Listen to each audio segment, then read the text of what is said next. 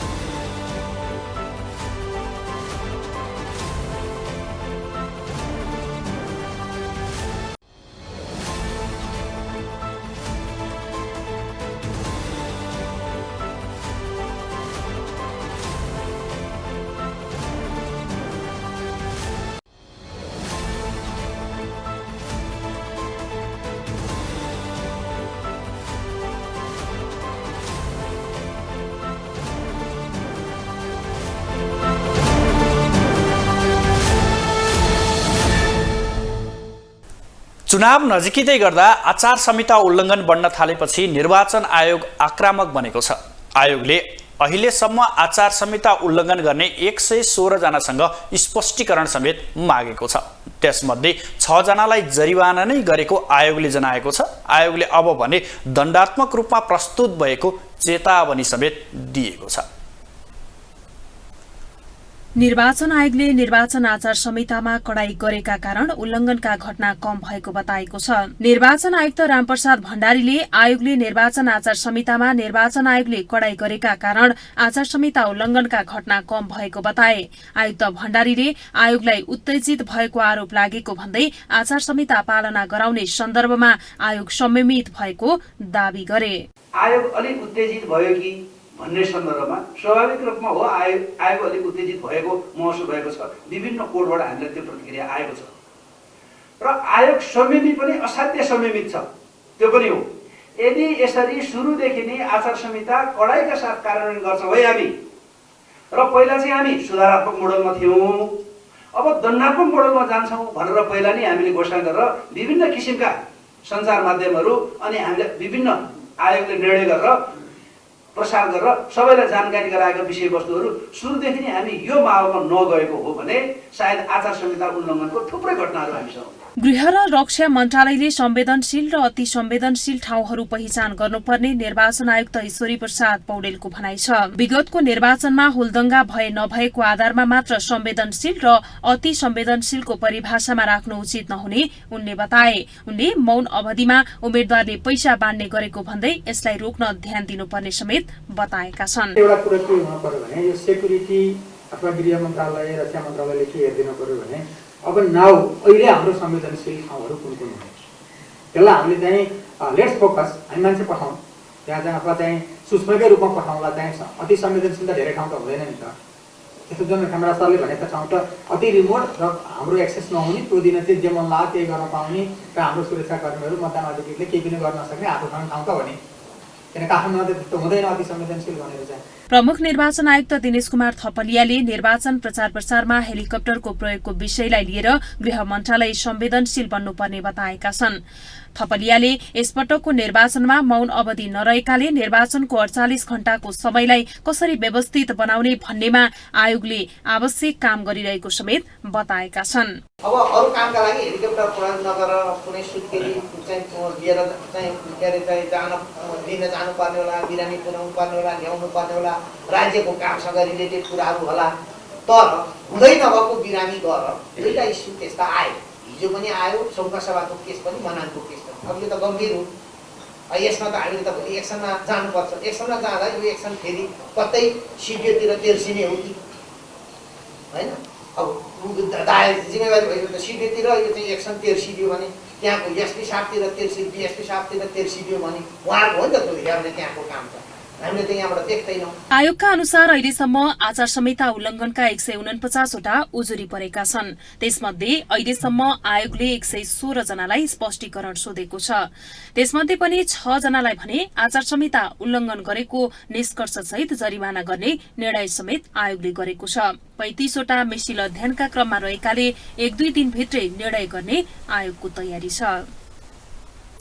सञ्चार तथा सूचना प्रविधि मन्त्री ज्ञानेन्द्र बहादुर कार्की विरुद्ध निर्वाचन आचार संहिता उल्लङ्घन गरेको उजुरी परेको छ।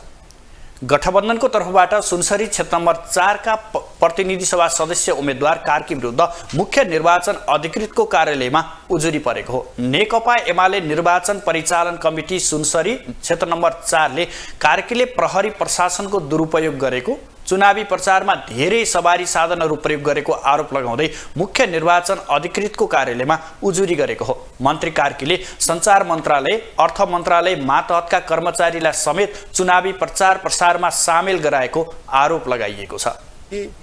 अहिले राजस्वका धेरै कर्मचारीहरू सूचना तथा सञ्चार मन्त्रालय अन्तर्गतका राजस्वका अर्थ मन्त्रालय अन्तर्गत धेरै कर्मचारीहरू त्यो क्षेत्रमा आज नेपाली काङ्ग्रेसलाई भोट मागिरहेको हामीले सूचना पाएका छौँ। हामी तिनीहरू पहिचान गर्दैछौँ, खोजी गर्दैछौँ। केहीका हामीले फोटोहरू हामीले खिचेर राखिसकेका छौँ। मुख्य निर्वाचन अधिकृत अर्जुन अधिकारीले प्रतिनिधि सभा सदस्य उम्मेद्वार कार्की र स्थानीय निकायका प्रमुखहरूले आचार संहिता उल्लङ्घन गरेको उजुरी प्राप्त गरेको बताउनुभयो। उहाँले उजुरीको विस्तृत रूपमा अध्ययन गर्न बाँकी रहेको भन्दै अध्ययनपछि आवश्यक प्रक्रिया अगाडि बढाउने जानकारी दिनुभयो।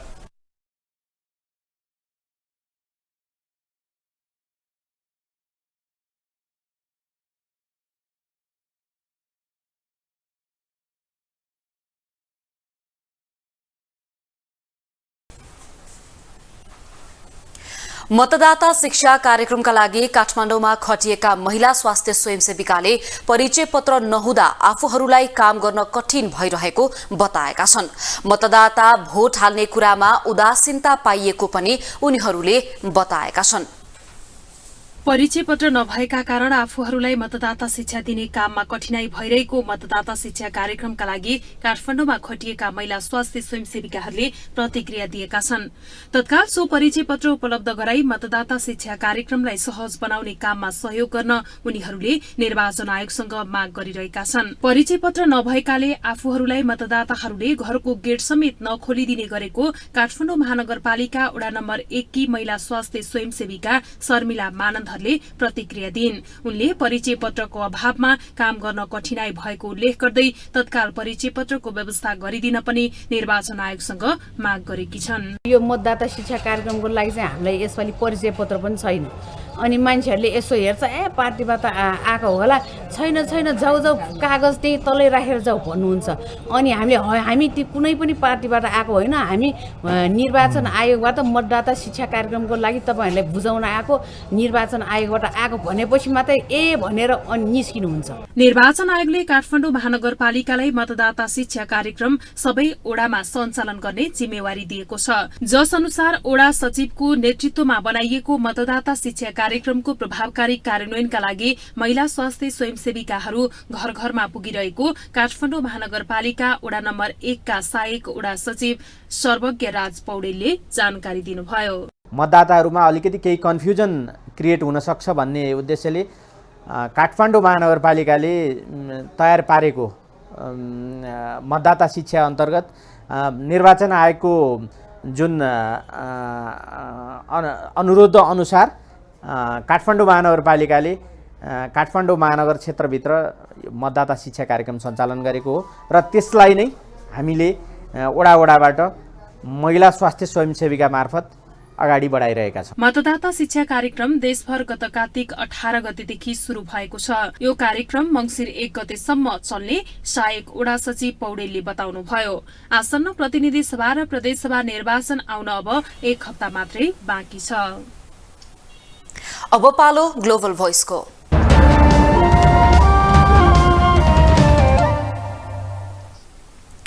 चुनाव नजिकिँदै गर्दा उम्मेद्वारले प्रचार प्रसार तीव्र पारेका छन्। कतिपयले सरकारी स्रोत र साधनहरूको दुरुपयोग गर्दै आचार संहिता उल्लङ्घन गरिरहेका छन्।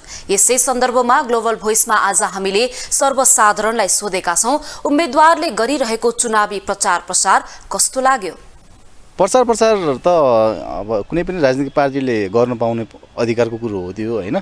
तर अब गर्ने, अब कसरी गर्ने, के गर्ने भन्ने अब उहाँहरूले पहिला बुझ्नु पर्यो कि अहिले चाहिँदाखेरि मात्रै अब उहाँहरूले एउटा जनतालाई आफ्नो पक्षमा लिन खोज्ने, होइन? अब एउटा व्यक्तिगत स्वार्थ पुरा भइसकेपछि अब उहाँहरू आफ्नो बाटोमा हिँड्ने, त्यो चाहिँ एउटा नराम्रो पक्ष हो कि। खै अब कस्तो लागेको छ भन्नु, राम्रो लागेको छ नि, अब छन त राम्रो गरे राम्रो लागेको छ, नराम्रो गरे यस्तो। अब यो त तपाईँको अहिले अब यस्तो चुनावको रहरमा यति पनि गरेन भने त जनतालाई थाहा पनि हुनु पर्यो नि। सबैजनाको हातमा मोबाइल छैन, रेडियो छैन, कतिजना अब यो गाडीमा प्रचार गरेर चाहिँ तपाईँको हामी पनि उठाएका छौँ है, हामीले पनि केही गरौँला भनेर उनीहरूको धारणाहरू पोख्दै हामी जनतालाई सुनाएर हिँडिरहेछन्, होइन? पार्टीहरूले गरिरहेको चुनावको प्रचार प्रसार कार्यक्रम जुन छ यसमा चाहिँ अलिकति उच्छृङ्खलता पनि देख्न सकिन्छ हामीले आफ्नै वरपर, जुन चाहिँ निर्वाचन आयोगको आचार संहिता विपरीत छ भन्ने मलाई लाग्छ। जस्तै उफर बजाउने, अनावश्यक हो हल्ला गर्ने, अनावश्यक ब्यानरहरू चाहिँ टाङ्ने, अनावश्यक भित्ताहरूमा लेख्ने, यी विभिन्न गतिविधिहरू छन्।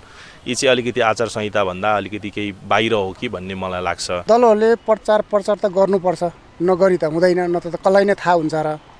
प्रचार त गर्नै पर्यो, मेरो यो चिन्ह छ, मलाई यसमा भोट दिनुहोस् भनेर भोट हेर्न मागेर हिँड्नु त स्वाभाविक कुरा हो। माग्नु नि पर्छ, जानु नि पर्छ, गर्नु नि पर्छ, झन्डा बोक्नु नि पर्छ। तर त्यही भने जस्तो के त्यो उफ्रेलो सुफ्रेलो बजाउने, हल्ला गर्नेहरू नगरिकन शान्तिपूर्वक भोट माग्न जाँदा राम्रो हुन्छ। आसन्न निर्वाचनको माहौल देशभर तातेको छ। उम्मेद्वारहरू जनताको घर दैलोमा पुगेका छन् भने जनताले पनि उनीहरूलाई स्वागत गरेकै छन्। नेताहरूले केही गरेनन् भनेर गुनासो गरिरहने जनता भने नेताकै चुनावी रौनकसँग धुमिलिएका छन्। गुनासो त गरेका छन्, त्योभन्दा बढी सम्मान गर्नमै व्यस्त देखिन्छन्। अर्कोतर्फ उम्मेद्वारहरू भने आश्वासनका माला पहिरिन कुनै अप्ठ्यारो मानिरहेका छैनन्। जसरी उनीहरूले जनताको पक्षमा ठुलै काम र मेहनत गरेको झैँ सम्झिएका छन् र फुलमाला गलाभरि पहिरिँदै दुई हात जोड्दै मत मागिरहेका छन्।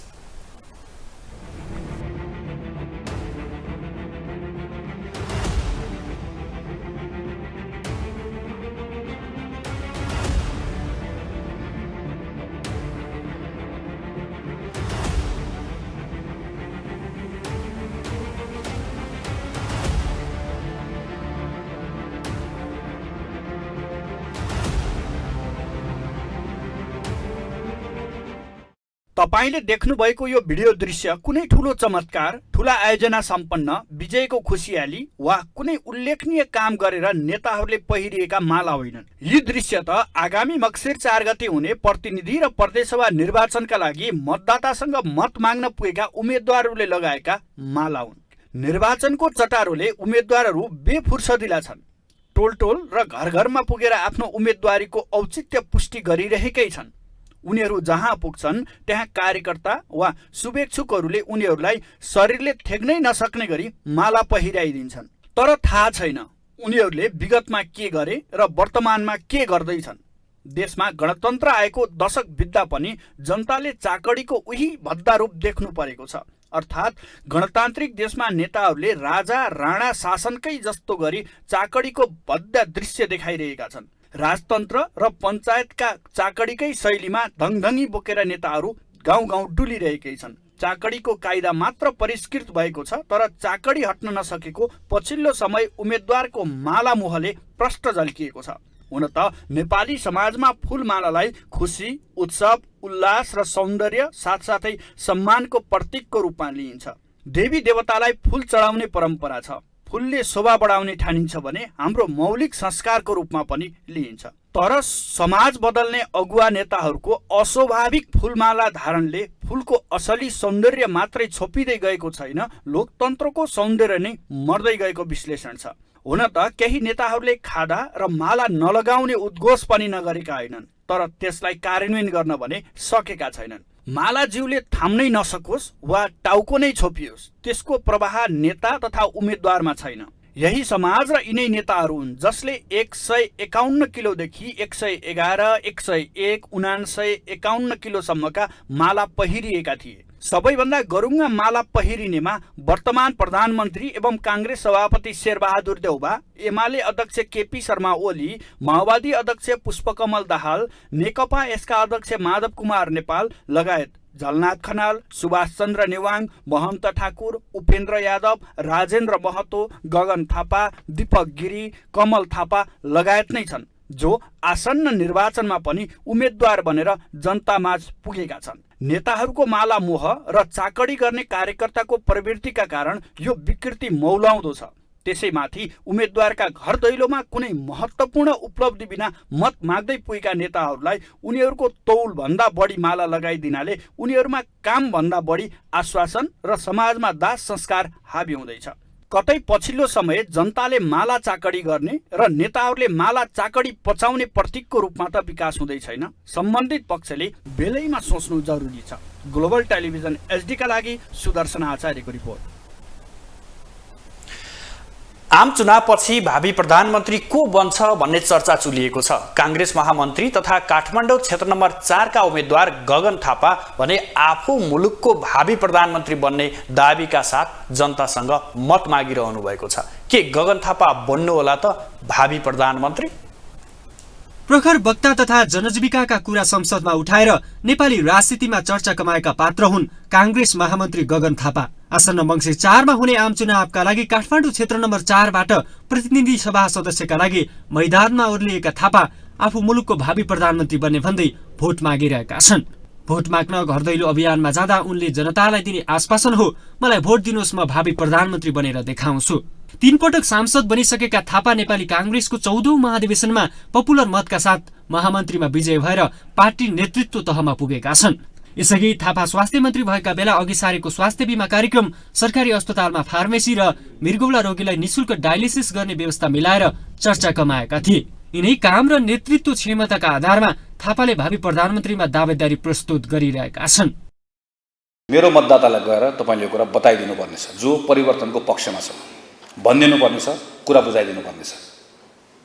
तपाई आफै हुनुहुन्छ त्यो ठाउँमा, तपाई गइदिनु पर्ने छ।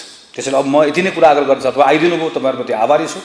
तपाईले 2-4 दिन 5 दिन गएर गर्दिने घर दैलोले नेपालको 10, 15, 20 वर्षको राजनीति कतातिर जाने भन्ने कुरालाई ठूलो अर्थ राख्नेवाला छ। त्यसैले तपाईको 2 दिन मैले मागे, तपाईको 48 घण्टा मैले मागे, तपाईले 48 घण्टा मलाई दिनुस्, 2 दिन मलाई दिनुस्, म नेपालको अर्को 10 वर्षको सुध्रिएको राजनीति तपाईलाई दिने वाचा गर्छु।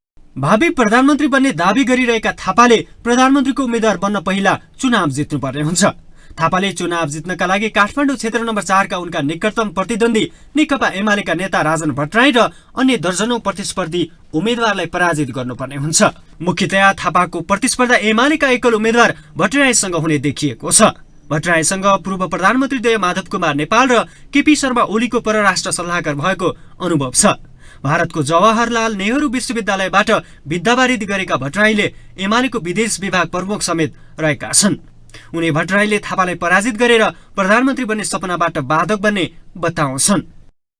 क्षेत्र नम्बर 4 मा यसपालि नेकपा एमाले र सूर्य चिन्हका उम्मेद्वारहरू विजयी हुने सम्भावना बढेको छ र एक हिसाबले सुनिश्चित नै बन्दै गइरहेको छ। मेरो जित लगभग सुनिश्चित भइसक्यो छ। यद्यपि 4 गते जनताले मत हाल्नुपर्ने दिन हामीले पर्खिरहेका छौँ, तर आम जनसमुदाय अहिले परिवर्तनको पक्षमा छन्। क्षेत्र नम्बर 4 मा 3 पटक हाम्रो भन्दा फरक पार्टीलाई विजय गराएर के पाइयो र नेकपा एमाले जित्दा के हुँदो रहेछ भन्ने कुराको उनीहरूले छुट्याउने स्थिति बनेको छ। यता प्रधानमन्त्रीको दावी गरिरहेका थापाले भने संसदीय चुनाव जितेर मात्रै पुग्दैन। काङ्ग्रेसको विधान अनुसार प्रधानमन्त्रीको उम्मेद्वार बन्न पार्टी संसदीय दलको नेता बन्नुपर्ने हुन्छ। तर नेपाली काङ्ग्रेसमा पार्टी सभापति शेरबहादुर देउबा पार्टीभित्र बलियो देखिएका छन्। राजनीति बुझेकाहरू पनि थापा संसदीय दलको नेता बन्न असम्भव जस्तै रहेको, तर भावी प्रधानमन्त्रीका रूपमा सक्षम युवा आउनु सकारात्मक भएको स्वीकार गर्छन्। नयाँ आउने त केही सम्भावनै छैन, किनकि नेपालमा प्रधानमन्त्री हुनको लागि पहिलो कन्डिसन के हो भने उसले प्रत्यक्ष चाहिँ निर्वाचित हुनु पर्यो। त्यसपछि दोस्रो संसदीय दलको नेता हुनु पर्यो, हैन? अब चाहिँ म्यान्डेटरी चाहिँ कुरा त त्यो हो, हैन? एउटा चाहिँ कन्डिसन चाहिँ प्रत्यक्ष जित्नु पर्यो, त्यो गगनजीले पनि जित्नु होला, अरूले पनि जित्नु होला। अब संसदीय दलको नेता हुनु पर्यो। फेरि अब संसदीय दलको नेता को हुन्छ भन्दाखेरि अहिलेसम्मको समीकरण हेर्दा, काङ्ग्रेसभित्रको समीकरण हेर्दा शेरबहादुर बाहेक अर्को चाहिँ संसदीय दलको नेता हुने सम्भावना देखिया छैन होइन।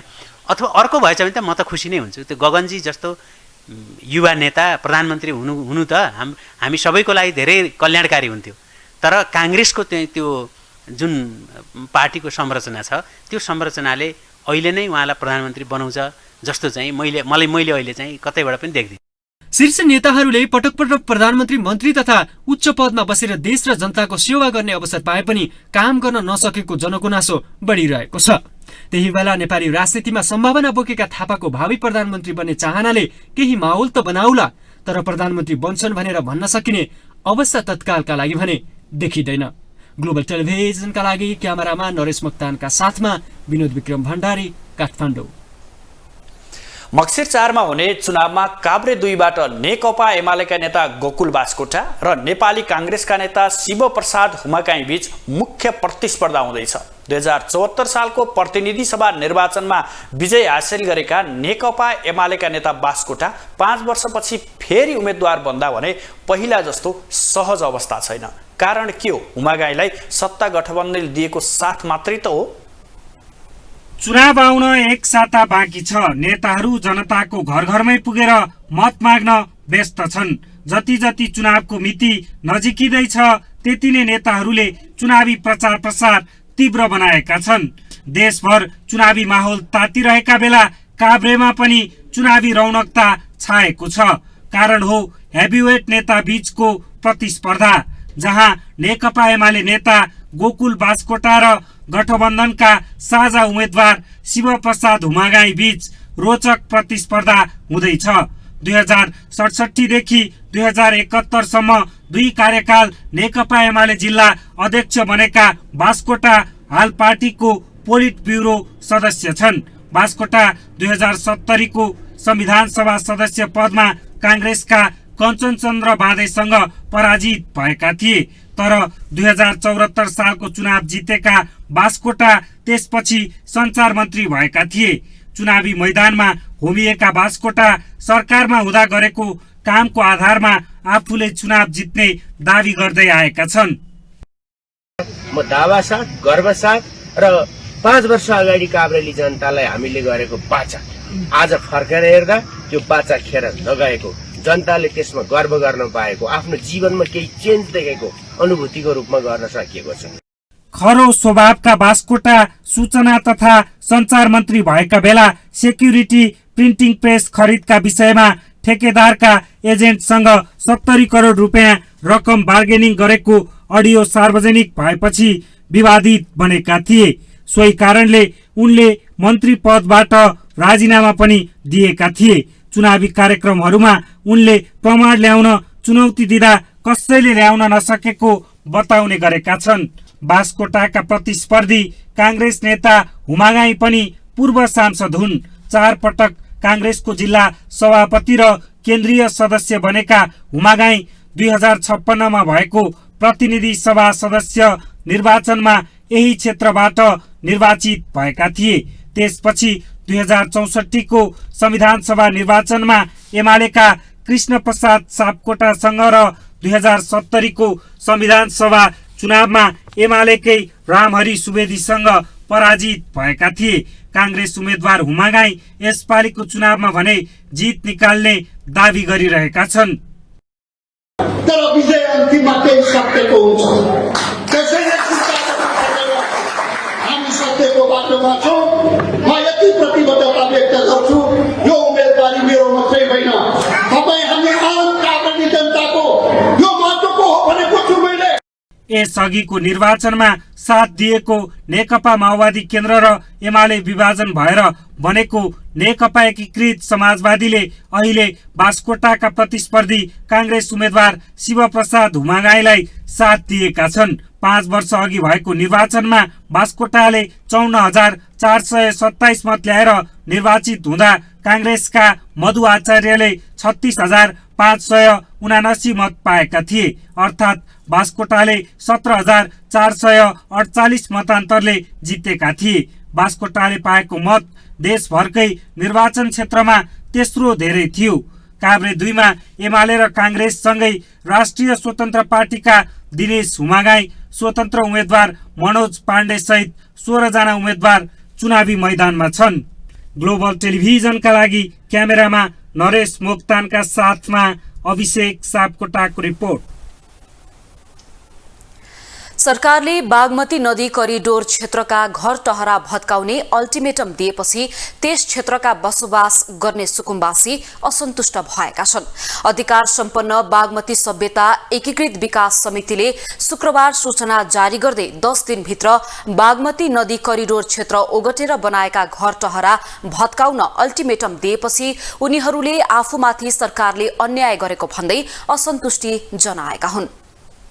अधिकार सम्पन्न बागमती सभ्यता एकीकृत विकास समितिले 10 दिनभित्र बागमती नदी करिडोर क्षेत्रमा ओगटेर बनाइएका घर टहरा भत्काउन अल्टिमेटम दिएपछि त्यस क्षेत्रमा बसोबास गर्ने सुकुम्बासीहरू असन्तुष्ट देखिएका छन्। समस्या समाधान नगरी घर टहरा भत्काउन निर्देशन दिएको भन्दै सुकुम्बासीहरूले असन्तुष्टि व्यक्त गरेका हुन्। बागमती नदी किनारको थापाथली स्थित सुकुम्बासी बस्तीमा रहेका उनीहरूले सरकारले आफूमाथि अन्याय गर्ने गरेको भन्दै वास्तविक सुकुम्बासीहरूको पहिचान गर्न र भूमिहीनलाई वासस्थानको ग्यारेन्टी गर्न समेत आग्रह गरे। सरकारले छानबिन प्रारम्भ गरे नक्कली सुकुम्बासीहरू आफै उठेर हिँड्ने र वास्तविक सुकुम्बासीहरूलाई सरकारले जग्गा दिनुपर्ने सुकुम्बासीमा बसोबास गरिरहेका भीमबहादुर चेपाङले बताए। कसको जग्गा कति छ, के छ, कसो छ हैन, अनि कसको जग्गा कसले कमाइराखेको छ हो त्यो पनि छानबिन गर्नु पर्यो। यहाँ उनीहरू डोजरै हान्नु पर्दैन, उनीहरू आफै उठेर हिँड्छ।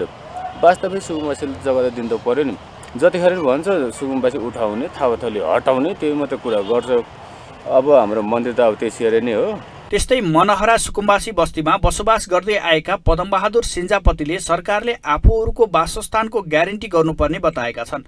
आफूहरूलाई आजीवन सुकुम्बासी बन्न मन नभएको भन्दै सुकुम्बासीको बिल्ला हटाइदिन समेत सरकारसँग उनको माग थियो। हामी सधैँको चाहिँ सुकुम्बासी होइन, हाम्रो सुकुम्बासी बिल्ला तोडिनुपर्छ र बसोबासको ग्यारेन्टी हुनुपर्छ भनेर हामी अगाडि बढेका छौँ। अब नेताजीहरूको पनि अहिलेको चाहिँ तपाईँको घोषणापत्रदेखि लिएर सबै चिजमा चाहिँ तपाईँहरूको व्यवस्था गर्छौँ, 2 वर्षभित्र गर्छौँ भनेर भूमि आयोगको जिम्मा पनि दिनुभएको छ। भूमि आयोगमा पनि हाम्रो सुकुम्बासी बस्तीबाटै चाहिँ प्रतिनिधित्व भएको छ काठमाडौँमा। त्यसो भएको हुनाले हामी लगभग आशावादी छौँ अहिले। यसैबीच काठमाडौँ क्षेत्र नम्बर 1 बाट प्रतिनिधि सभा उम्मेद्वार समेत रहेका कांग्रेस नेता प्रकाशमान सिंहले सुकुम्बासी बस्तीमा डोजर चलाउन नहुने बताएका छन्। 10 दिनभित्र बागमती नदी करिडोर क्षेत्र ओगटेर बनाइएका घर टहरा भत्काउन अल्टिमेटम दिएको आफूले सुनेको भन्दै नेता सिंहले सुकुम्बासी बस्ती हटाउने नाममा अमानवीय रूपमा जबरजस्ती गर्नु नहुने बताए। सरकारले सुकुम्बासीहरूको समस्या समाधान गर्नका लागि भूमि आयोग गठन गरेको उल्लेख गर्दै सिंहले सो आयोगको प्रतिवेदन आएपछि सरकारले बनाउने नीति कार्यक्रम लागू गराउन आफू प्रतिबद्ध रहेको उल्लेख गरे। यो बसोबासलाई यो चाहिँ उठाउने काममा कि सरकारले चाहिँ नीति र कार्यक्रम निश्चित कार्यक्रम ल्याउनु पर्यो, होइन भने कहिले ल्याउने अनि चाहिँ भत्काउने अनि फेरि चाहिँ चुप्लाएर बस्ने त्यस्तो गर्न चाहिँ मिल्दैन। यो स्थायी यो चाहिँ समस्याको चाहिँ समाधान गर्नुको लागि एउटा चाहिँ नीति बनाएर कार्यक्रम बनाएर गर्नुपर्छ भन्नेमा चाहिँ मैले चाहिँ जोड दिइरहेको छु। यसो त बागमती नदी ओगटेर बसेका सुकुम्बासीहरूलाई हटाउन पटक पटक प्रयास हुँदै आइरहेको छ, तर हालसम्म हटाउन सकेको अवस्था छैन। यसपटक भने अधिकार सम्पन्न बागमती सभ्यता एकीकृत विकास समितिले 10 दिने अल्टिमेटम नै दिएपछि सुकुम्बासी बस्तीमा त्रास फैलिएको छ। काठमाडौँ महानगरपालिकाका प्रमुख बालेन्द्र शाहले यातायात प्राधिकरण स्थापना भएपछि उपत्यकामा सवारी दुर्घटना न्यूनीकरण हुँदै जाने विश्वास व्यक्त गर्नु भएको छ। संघीय संसदबाट काठमाडौँ उपत्यकामा हुने सड़क दुर्घटना न्यूनीकरणका लागि विधेयक पारित भएको भन्दै प्रमुख शाहले त्यसबाट सो क्षेत्रको सड़क दुर्घटना न्यूनीकरण हुँदै जाने बताउनु भएको हो। शेयर सबै सार्वजनिक सवारी साधनहरूको बराबर हुने गरी सो विधेयक पास भएकाले सवारी साधनहरू बीच अस्वस्थ प्रतिस्पर्धा भई दुर्घटना हुने काममा कमी आउने उहाँको भनाइ छ। उहाँले सार्वजनिक यातायातमा हुने जामका कारण मोटरसाइकल लगायतका 2 पाङ्ग्रे सवारी साधनको चाप बढेको भन्दै त्यसको व्यवस्थापनका लागि पनि सम्बन्धित पक्षहरू बीच विस्तारै सहकार्य गर्दै लैजानु पर्नेमा जोड दिनुभयो। को लागि एउटा यातायात प्राधिकरणको बिल पास भएको छ संसदबाट, जस अन्तर्गत चाहिँ सम्पूर्ण कालो प्लेटका भेहिकलहरू एउटै छातामा आएपछि सबैले आफ्नो प्रफिट सेयरिङ बराबर गर्ने, जसले गर्दाखेरि कम्पिटिसन रहँदैन। कसैले 20 जना मात्रै यात्रु राखे पनि 200 जना राखे पनि बराबर सेयर पाउने भएपछि त्यो कम्पिटिसन हट्छ र पिक एन्ड ड्रप साँच्चै प्र्याक्टिकल हुन्छ। प्रमुख शाहले काठमाडौँ उपत्यका भित्र हुने सवारी दुर्घटनामा परि घाइते भएकाहरूको तत्काल उपचार हुने गरी आवश्यक व्यवस्था मिलाउन पनि प्रयास भइरहेको बताउनुभयो। चिसो मौसम नजिकिएसँगै बालबालिका तथा वृद्धवृद्धाहरूमा निमोनियाको जोखिम उच्च हुने गर्दछ। विश्व स्वास्थ्य संगठनका अनुसार प्रत्येक वर्ष निमोनियाका कारण 5 वर्ष मुनिका 16 लाख बालबालिकाको मृत्यु हुने गरेको छ। नेपालमै समेत वार्षिक 5000 बालबालिकाको निमोनियाका कारण मृत्यु हुने गरेको चिकित्सकहरू बताउँछन्। निमोनिया 5 वर्ष मुनिका बालबालिका र 65 वर्ष माथिका ज्येष्ठ नागरिकहरूमा बढी देखिने गरेको चिकित्सकहरूको भनाइ छ। चिसो मौसम नजिकिएसँगै बालबालिका तथा वृद्धवृद्धाहरूमा निमोनियाको संक्रमण उच्च हुने गर्दछ। निमोनिया छातीमा हुने एक संक्रमण हो जसले फोक्सोमा आक्रमण गर्छ र फोक्सोका कोषहरू सुन्निन्छन्, जसलाई समयमै उपचार नगर्नाले मृत्युको मुखमा समेत पुर्याउने चिकित्सकहरूको भनाइरहेको छ। विशेष गरी 5 वर्ष मुनिका बालबालिकाहरूलाई र 65 वर्ष भन्दा माथिका व्यक्तिहरूलाई निमोनिया हुने छाती रोग विशेषज्ञ डाक्टर निरज बम बताउँछन्।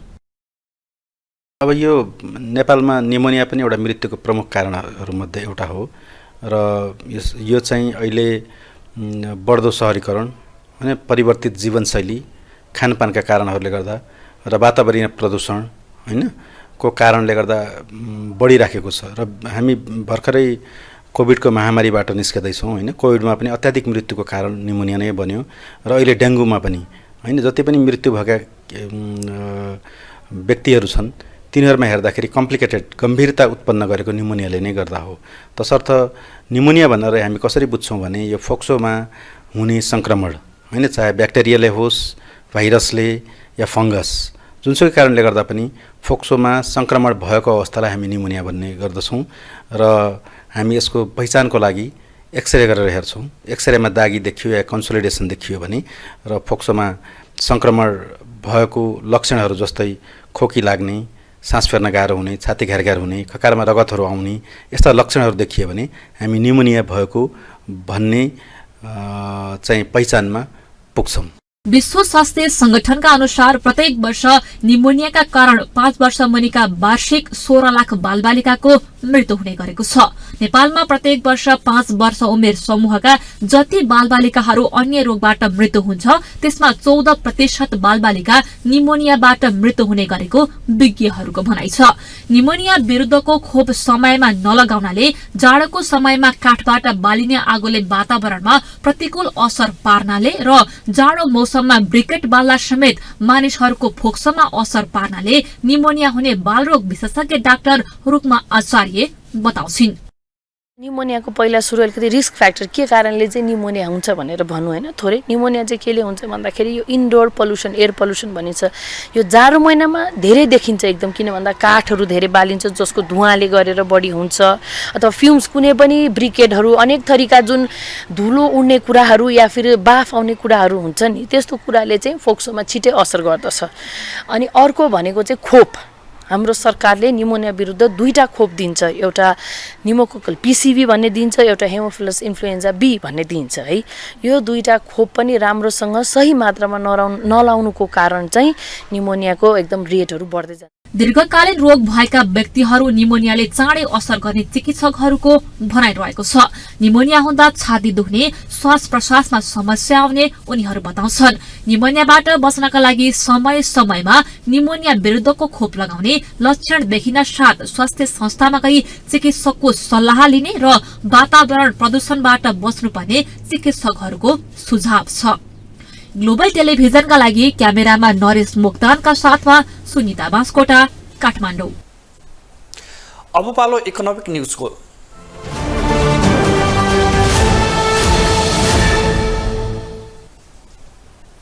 साताको पहिलो कारोबार दिन आज शेयर बजारमा दोहोरो अङ्कको गिरावट आएको छ।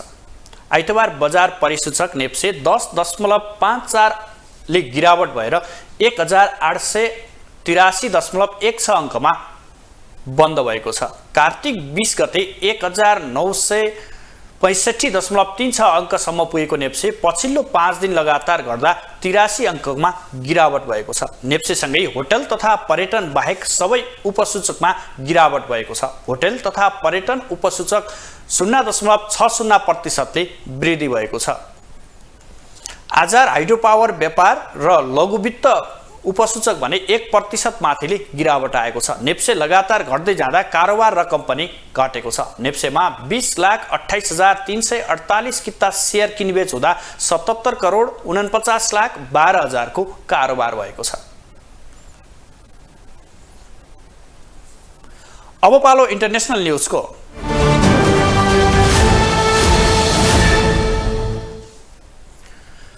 महसा अमिनीको हिरासतमा मृत्यु पश्चात भएको राष्ट्रव्यापी विरोध प्रदर्शनमा कम्तीमा 326 जनाको मृत्यु भएको छ। प्रहरी हिरासतमा रहेकी युवती अमिनीको सेप्टेम्बर 26मा मृत्युलाई लिएर महिलाले देशभर प्रदर्शन गर्दै आएका छन्। ड्रेस कोडको कथित उल्लङ्घन गरेको आरोपमा गिरफ्तार भएको 3 महिनापछि अमिनीको मृत्यु भएको थियो। उनको मृत्युले इस्लामिक गणतन्त्रमा विरोध चर्किएको छ। संयुक्त राष्ट्रव्यापी प्रदर्शनमा सुरक्षा बलहरूले 43 बालबालिका र 25 महिला सहित कम्तीमा 326 जनाको ज्यान लिइसकेको इरान मानव अधिकार IHR ले जनाएको छ।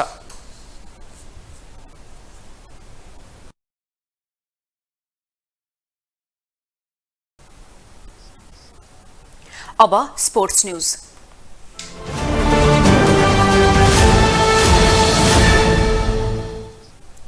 आईसीसी T20 पुरुष विश्वकप क्रिकेटको उपाधि इङ्ल्यान्डले जितेको छ। अस्ट्रेलियाको मेलबर्नमा आइतबार भएको फाइनलमा पाकिस्तानलाई 5 विकेटले हराउँदै इङ्ल्यान्ड च्याम्पियन बनेको हो। 137 रनको लक्ष्य पछ्याएको इङ्ल्यान्डले 19 ओभरमा 5 विकेट गुमाएर उपाधि रक्षा गरेको हो। इङ्ल्यान्डका लागि अलराउन्डर बेन स्टोक्सको अर्धशतकीय पारी नै टिमका लागि महत्त्वपूर्ण बन्यो। अस्ट्रेलियामा जारी पुरुष आईसीसी T20 विश्वकपको उपाधि इङ्ल्यान्डले जितेको छ। पाकिस्तानले दिएको 137 रनको लक्ष्य इङ्ल्यान्डले 19 ओभरमा 5 विकेट गुमाएर 138 रन बनाउँदै दोस्रो पटक T20 विश्वकपको उपाधि हात पारेको हो। इङ्ल्यान्डको जितमा अलराउन्डर बेन स्टोक नायक बने। अर्धशतकीय पारी खेलेका उनले 49 बलमा 52 रन बनाउँदै टिमका लागि जित दिलाएका हुन्। लियाम लिभिस्टोङ 1 रनमा अभिजित रहे। इङ्ल्यान्डका लागि कप्तान जोस बटलर 26 रनमा आउट हुँदा ह्यारी ब्रुकले 20 रन बनाए। त्यस्तै मोइन अलीले 19 रन बनाउँदा फिल साल्टले 10 रन बनाउँदै आउट भएका थिए। त्यस्तै एलेक्स हेल्सले 1 रन बनाउँदै आउट भएका थिए। पाकिस्तानका लागि हरिफ राउफले 2 तथा सादब खान, मोहम्मद वासिम, साइम शाह अफ्रिदीले 1-1 विकेट लिएका थिए। त्यसअघि मेलबर्न क्रिकेट मैदानमा टस हारेर पहिले ब्याटिङ गरेको पाकिस्तानले 20 ओभरमा 8 विकेट गुमाएर 137 रन बनाएको थियो। पाकिस्तानका लागि सान मसुदले सर्वाधिक 38 रन बनाएका थिए। कप्तान बाबर आजमले 32 रन जोड्दा मोहम्मद रिजुवानले 15 रन बनाएका थिए। सादब खानले 20 रन जोड्दा मोहम्मद हरिसले 8 रन बनाएका थिए।